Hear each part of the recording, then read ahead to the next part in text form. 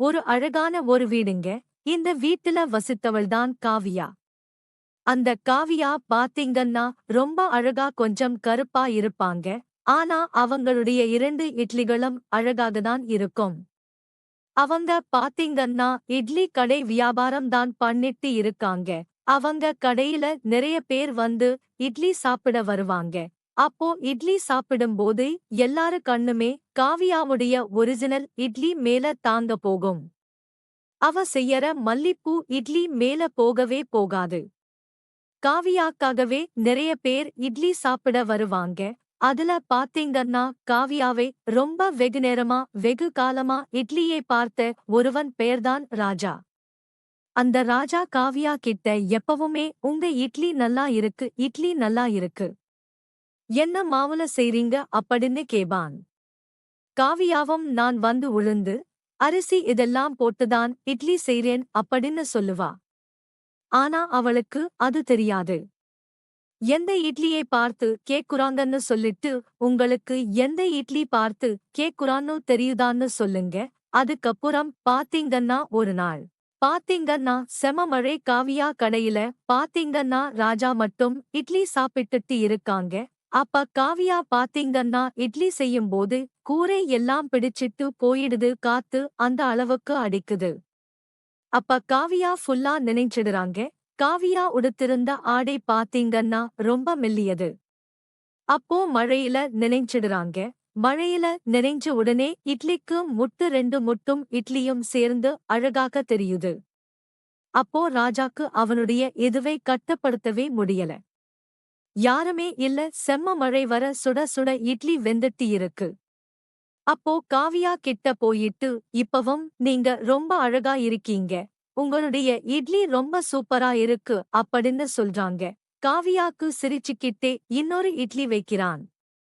அவன் சொல்றான் இப்போ 3 இட்லி ரொம்ப அழகா இருக்கு அப்படின்னு சொல்றான். அப்ப காவியாக்கு ஒண்ணுமே புரியல. ஒரு இட்லியதான் தட்டுல வச்சான். அவன் ஏன் 3 இட்லி சொல்றான்னு யோசிச்சாங்க.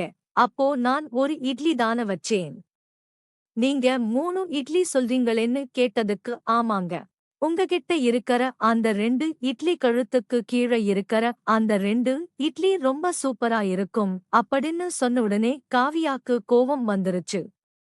உடனே அவங்க திருப்பிக்கிட்டாங்க மூஞ்ச. ஆனா அந்த சமயத்துல அங்க யாருமே இல்ல. ராஜாவை பயந்து பார்த்தாங்க. ராஜா சொன்னாங்க திரும்பவும், நீங்க அவ்வளோ அழகு, உங்களை ரொம்ப காலமா நான் பார்த்துட்டு இருக்கேன். உங்கள நான் வந்து கல்யாணம் பண்ணிக்கலாம்னு இருக்கேன் அப்படின்னு சொல்றாங்க. ஆனா காவியாவோ ஆல்ரெடி திருமணமாகி விதவையான ஒரு பெண். அவங்க மறுத்துட்டாங்க. ஏன்னா நான் வந்து ஆல்ரெடி கல்யாணமான ஒரு பொண்ணு. நீங்க நல்ல ஒரு கல்யாணம் ஆகாத பொண்ணா பார்த்து திருமணம் செஞ்சுக்கங்க. ஏன்னா எனக்கு கல்யாணம் ஆகி என்னுடைய கணவர் இறந்துட்டாங்க அப்படின்னு சொல்லிட்டு சொல்றாங்க.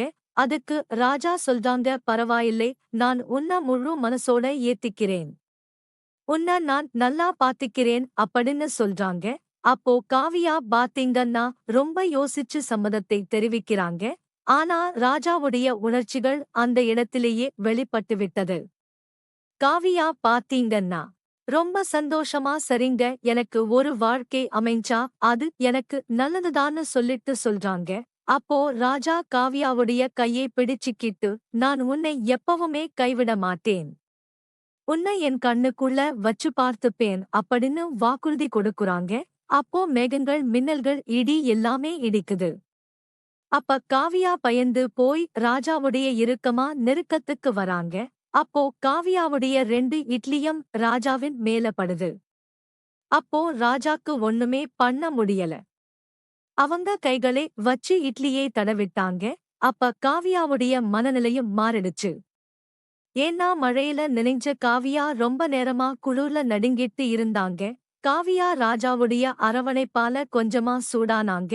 அந்த அரவணைப்பிலே அவங்க அன்னைக்கு டேவே கழிச்சாங்க. அப்புறம் பாத்தீங்கன்னா மறுநாள் மழை எல்லாம் முடிஞ்ச பிறகும் அந்த கடைக்கு ராஜா இட்லி சாப்பிட வந்தாங்க. மத்தவங்களும் வந்தாங்க. காவியாவ பார்த்து, இன்னைக்கு நீங்க ரொம்ப அழகா இருக்கீங்க, நான் வந்து அடுத்த வாரம் வெள்ளிக்கிழமை திருமணம் பண்ணிக்கலாம்னு சொல்லிட்டு டேட் பிக்ஸ் பண்ணிருக்கேன். உங்களுக்கு ஓகேவா அப்படின்னுட்டு கேக்குறாங்க. அதுக்கு காவியா ஓகே அப்படின்னு சொல்றாங்க. ஆனா காவியாவுடைய பார்வை அன்னைக்கு வித்தியாசமா இருந்துச்சு. வெக்கங்கள் நளினம் இதெல்லாமே அதிகமாக இருந்துச்சு. அப்போ திரும்பவும் மழை வர ஆரம்பிச்சது. எல்லாருமே போயிட்டாங்க. அதுக்கு முன்னாடி நாள் தற்செயலா நடந்து ராஜா தற்செயலா உட்கார்ந்திருந்தாங்க. ஆனா அன்னைக்கு ராஜா சேப்டிக்காக காவியாவை ரசிச்சு கொண்டே உட்கார்ந்துட்டு இருந்தாங்க. அப்பவும் மழையில காவியா நினைஞ்சிட்டாங்க, ராஜாவும் நினைஞ்சிட்டாங்க. அந்த சமயம்தாங்க அவங்களுக்குள்ள உணர்ச்சிகள் அதிகமாகவே இருந்துச்சு.